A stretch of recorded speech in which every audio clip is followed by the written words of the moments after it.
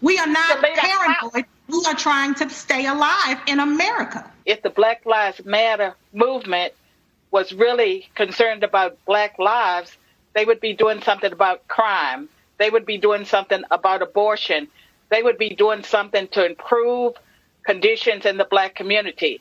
They're not doing that. I would argue that the Black Lives Movement, that organization, has very little to do with Black people, has a lot to do with the leftist agenda.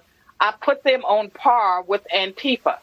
I'm not sure what alternate universe she's living on, but my grandmother told me stories about how she walked home at 9 years old and would see Black men hanging from trees and police officers standing there because they had been lynched.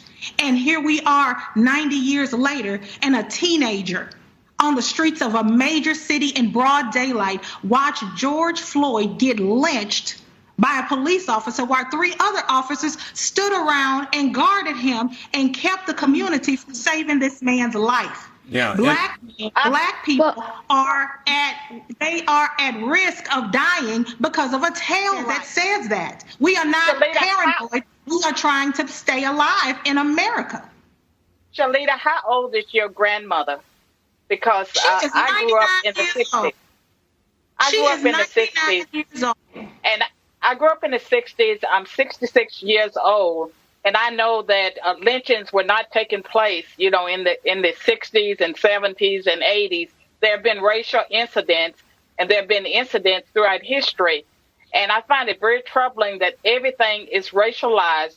We have a greater problem in the Black community, and that's Black on Black crime. Far more people are killing each other than are killed by police in lawful encounters. We would do far more to encourage young people to respect authority, whether it's the authority of the teacher, the authority of the pastor, or the authority of a police officer. And I agree that reform needs to be done.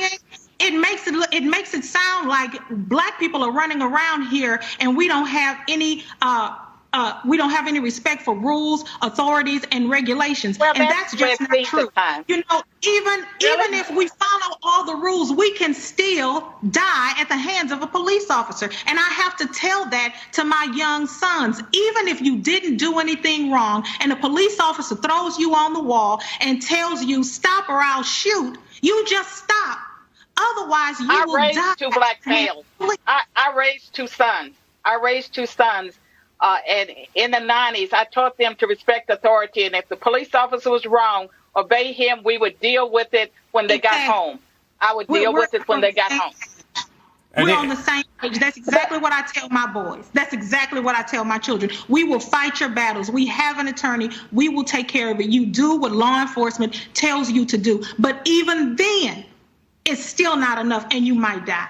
I have to give that reality to my sons before they walk out of the house every day. Every day my husband comes home from work and he is safe, it's a victory for my family. George Floyd has a 6-year-old daughter who will never see her father again. I have a 6-year-old daughter who is now waiting in the window every day for her dad to come home from work because she doesn't want to be the 6-year-old without a dad.